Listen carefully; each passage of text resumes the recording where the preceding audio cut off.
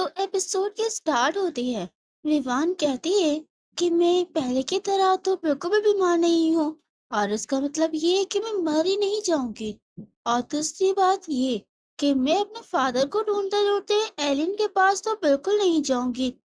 کیا ہوگا کہ اگر سٹوری اپنے حساب سے اسی طرح چلی؟ مجھے نہیں لگتا سٹوری بالکل اسی طریقے سے ایگزیکٹلی چلے گی۔ اور یہ سوچتے ہوئے وہ ڈیوک سے کہتی ہے کہ وہاں پر جانے کی بالکل بھی ضرورت نہیں، میں وہاں نہیں جانا چاہتی ہوں، ایک ایسے پرسن سے ملنے کے لیے جس کی وجہ سے میں اپنے جان کے بالکل ختم کرنے کے دہانے پہ آ پہنچی تھی۔ میں بالکل بھی ایسا نہیں چاہتی اور میں ان سے ملنا بھی نہیں چاہتی ہوں، لیکن ڈیوک کہتے ہیں کہ ہمیں ضرور جانا پڑے گا، کسی امپورٹنٹ پرسن کو وہاں پر جانا پڑے گا کراؤن پرنس سے ملنے کے لیے، اور ایک نہ ایک کوئی غلطی کرنے کے لیے جس کی وجہ سے وہ ہمیں نوٹس کریں۔ جس کی بات پر ریچل کہتا ہے کہ اس کا مطلب یہ کہ آپ خود سے اپنی جان کو خطرے میں ڈالنا چاہتے ہیں۔ دوسری جانب ہمیں کراؤن پرنس اور اس کا ایڈ دکھایا جاتا ہے جو کہ اس وقت ہنٹنگ کر رہے تھے۔ ڈنر کے بعد ویوان اور ریچرڈ دونوں باہر کوریڈور میں چل رہے تھے۔ ریڈی کو اچانک اس بات کا احساس ہوتا ہے کہ یہ آٹم کا مہینہ چل رہا ہے، جس کا مطلب یہ ہے کہ اس جگہ پر ہنٹنگ شروع ہو چکی ہے، اور ہنٹنگ کا مطلب یہ ہے کہ میں ضرور ویوان کے ساتھ وہاں جا سکتا ہوں۔ لیکن ویوان کے انداز و بیان سے بالکل نہیں لگ رہا تھا، وہ ہر کسی کو بار بار اوائڈ کرنے کی کوشش کر رہی تھی۔ وہ کبھی لائبریری میں جاتی، کبھی کہیں، کبھی جگہ جگہ چھپتی پھرتی۔ اس وجہ سے وہ کافی زیادہ فکر مند تھا، اور اس وقت ویوان کسی سے چھپ رہی تھی۔ اسے نہیں معلوم تھا لیکن ریڈیس سمجھ رہا تھا۔ وہ اچانک سے یہ سوچتے ہوئے کہ وہ ویوان کے ساتھ کیوں نہ آج لنچ کرے، لیکن وہ اپنے کام میں مصروف ہوتی ہے تو پیچھے سے اس کے کھڑا ہو جاتا ہے۔ ویوان بہت اعتماد کھڑی ہوئی اور یہی سوچ رہی تھی کہ باہر اس وقت کوئی بھی نہیں ہے۔ ریڈیس بھی خاموشی سے پیچھے کھڑا تھا اور کہتا ہے، دیکھ کر تو یوں لگتا ہے جیسے کہ باہر کوئی بھی موجود نہیں ہے۔ ویوان کہتی ہے کہ ہاں، لگتا تو ایسے ہی ہے۔ اچانک اگلے لمحے یاد آتا ہے کہ اس کے پیچھے سے آواز آئی ہے۔ پیچھے پلٹ کر دیکھتی ہے تو ریڈیس وہیں کھڑا ہوا تھا۔ وہ اس کو دیکھ کر کافی زیادہ شوق ہو جاتی ہے اور زور سے چیخ مارنے لگتی ہے، لیکن ریڈیس اس کا منہ بند کر دیتا ہے۔ وہ اسے پکارتی ہے اور اسے پوچھتی ہے کہ آخر وہ یہاں پر کیا کر رہا ہے، لیکن ریڈیس ادھر ادھر کی بات نہ کرتے ہوئے سیدھا کہتا ہے کہ آخر تم اکیلے کہاں چھپنے کی کوشش کر رہی ہو؟ ہمارے ارادہ بنا تھا کہ ہم کسی جگہ پر گھومنے کے لیے جائیں گے، لیکن ویوان کہتی ہے کہ یہ پرسنل ہے تو میں اس بارے میں آپ سے ذکر نہیں کرنا چاہتی۔ ریڈیس تھوڑا سا منہ بناتے ہوئے کہتا ہے تو وہ کہتی ہے کہ کوئی بات نہیں، اچھا ایسی بات ہے تو میں، اور فوراً سے وہ ایک زور سے آواز لگاتا ہے اور کہتا ہے، ہمارے کیس باہر جانے کے لیے تیار ہے، جلدی سے کیریج تیار کرو۔ وہ زور سے جیسے ہی چلاتا ہے ویوان کی تو ہوائیاں ہی اڑ جاتی ہیں اور وہ فوراً اس کا منہ بند کر دیتی ہے اور کہتی ہے کہ میں ایک گارڈ سے ملنے جا رہی ہوں، میں کسی گارڈ سے ملنے جا رہی ہوں، پلیز خاموش ہو جاؤ۔ ریڈیس اس کا ہاتھ ہٹاتے ہوئے کہتا ہے، کیا آپ کس سے ملنے کے لیے جا رہی ہیں؟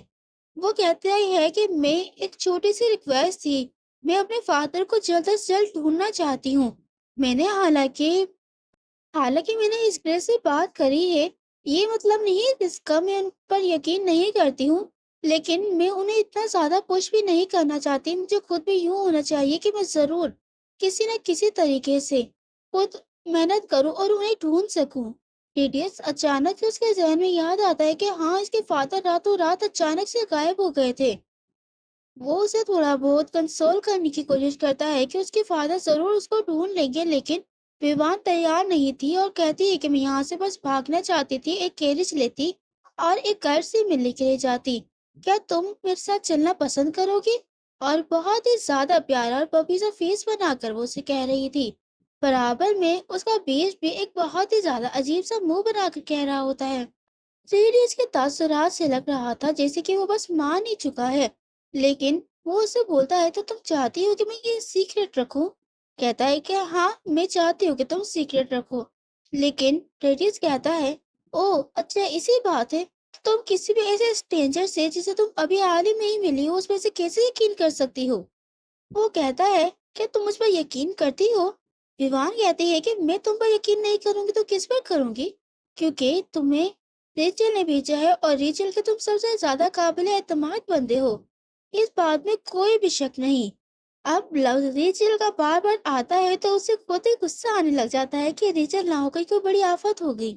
उसकी वजह से तो ये उसके ऊपर ध्यान ही नहीं दे रही। हालांकि ये उसका अपना नाम था, लेकिन उसे अपने आप से ही जेलसी होने लग गई थी। और इसके लिए बस यही काफी है कि विवान बस इस बात की गारंटी कर ले कि मुझे रीचल ने भेजा है। इतने में उन्हें एहसास होता है कि पीछे से कुछ मैट आ रही हैं। वो फौरन नीतीश का हाथ पकड़ती है और एक दरवाजे के पीछे आकर छिप जाती है ताकि उन्हें कोई ना देख सके। अंदर वो खामोशी से देख रही थी कि वो जा चुकी है कि नहीं, जबकि रेडियस का पूरा ध्यान उसके ऊपर था। रेडियस अब इतने सालों बाद इतना बड़ा हो चुका था कि उसके हाथ अब इतने बड़े बड़े हो चुके थे कि अब विवान के हाथ बिल्कुल ही उसके सामने छोटे से बचकाने से लग रहे थे, इतने कि उसके हाथ में परफेक्ट फिट हो जाएं। इसका मतलब ये है कि अब 10 सालों में इसे बहुत सारी चीजें थी जो कि अब चेंज हो चुकी थी, लेकिन उसे उसके हाथों के वो वार्म नस अभी भी बहुत ही ज्यादा पसंद थी। अचानक से विवान उससे माफी मांगती है और कहती है कि मैं बहुत ज्यादा जल्दबाजी में थी, इससे वजह से मैं तुम्हें जल्दी से यहाँ पर ले आई। लेकिन रेडियस कहता है कि आखिर तुम किस गाइड से मिलने के लिए जा रही हो, तुम मुझे बता सकती हो, जिक्र तो करो। तो वो बताती है कि मैं टेराक के पास जाना चाहती हूँ क्योंकि हाल में वो इस दिनों बहुत ही ज्यादा फेमस है। वो जानता था ये उसका अपना है और हाल ही में उसके पूरे के पूरे बंदे थे, वो सिर्फ और सिर्फ दाइस हैसन के बारे में ढूंढने में मसरूफ थे कि वो आखिर कहाँ पर मौजूद है। लेकिन उसके अब तक कोई भी ड्रेसेस नहीं मिले थे और उसके हिसाब से एक्स्ट्रा रिपोर्ट करना बेकार ही फजूल ही होगा। तो वो बात को टालने की कोशिश करता है और कहता है कि हमें ये सारी चीजें इस ग्रेस पर ही छोड़ देनी चाहिए। हमारे लिए यही बेहतर है कि हम पीछे खड़े हुए और इस तरह की गिल्ड्स के अंदर अपने आप को खतरे में ना डालें। लेकिन विवान अब वो अपनी मामूली सी ट्रिक्स आजमाना शुरू करती है जो कि वो अक्सर इस ग्रेस पर यानी ड्यूक पर या रिचल पर करा करती थी।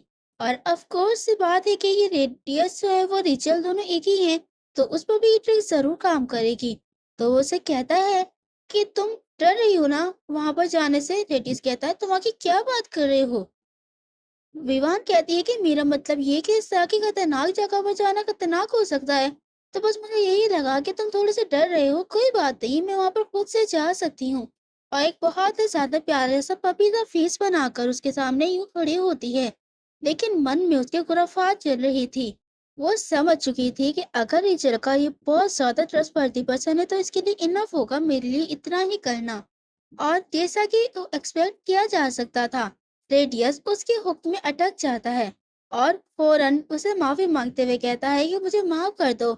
लेकिन जब तुम इससे इस तरह किसी से कहती हो तो इसका मतलब ये कि तुम उसे प्राइड को हर्ट कर रही हो, उसे डरपोक कह रही हो। और फौरन वो उसका हाथ पकड़ता है और कॉरिडोर से होता हुआ, हालांकि वो उसके साथ जाना नहीं चाहता था लेकिन फिर भी वो उसे एक ऐसी जगह पर ले आता है जो कि बहुत ज्यादा सुनसान थी। वो एंटीक शॉप थी जहाँ पर मुख्तलिफ किस्म की पुरानी चीजें मिला करती थी। विवान उनके सामने खड़ी हुई यही बोल रही थी कि ये जरूर क्रीड़ा का गाइड ऑफिस ही है ना। हाँ, वो कहता है ये जरूर यही है बिल्डिंग। अब वो बड़े आहिस्ता से दरवाजा खोलती है और बोल, क्या कोई अंदर है। अंदर से एक बहुत ही ज्यादा मस्कुलर सा बंदा निकल के आता है और उनको कुछ आमदीद करता है।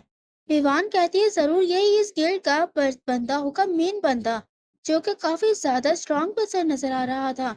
लेकिन दूसरी तरफ उस पर्सन की तो हवा यही उड़ी हुई थी, क्योंकि वो अपने सामने जिस पर्सन को देखता है वो फौरन उसको मास्टर भी पुकारने ही वाला था कि पीछे से रेडियस अपनी मैजिक का इस्तेमाल करता है और जोर से दरवाजा तेज मारता है दीवार पर। दोनों के दोनों बेइंतहा हैरान, हालांकि हवा तो इतनी तेज नहीं चल रही थी और इतनी जोर से हवा आखिर आई तो आई कहाँ से। अंदर आते ही वो पूरी तरह से उस पर्सन को घूरना शुरू कर देता है। उसके तो पसीने छूटने शुरू हो जाते हैं। लेकिन विवान के जहन में तो भी यही चीज थी कि दरवाजा इतने जोर से ऐसे कैसे खुला है। पीछे खड़ा पर्सन सब समझ रहा था और वो थोड़ी देर ऑब्जर्व करने के बाद दोनों के चेहरे के तासुरात देखती है और कहती है, क्या तुम दोनों एक दूसरे के जानते हो। उन दोनों के चेहरे तो देखने लायक थे। वो बंदा का बहुत ही ज्यादा चेहरा ऐसा था जैसे कि उसकी चोरी पकड़ी गई हो। उसके पसीने छूट रहे थे क्योंकि अगर वो अभी पकड़ा गया तो उसका मास्टर उसका जो हाल करेगा उसके बारे में तो कोई नहीं बता सकता। दूसरी तरफ रेडियस, उसकी भी हवा यही उड़ी हुई थी। کہ اب اس کی ساری کی ساری پول بس کھلنے ہی والی ہے۔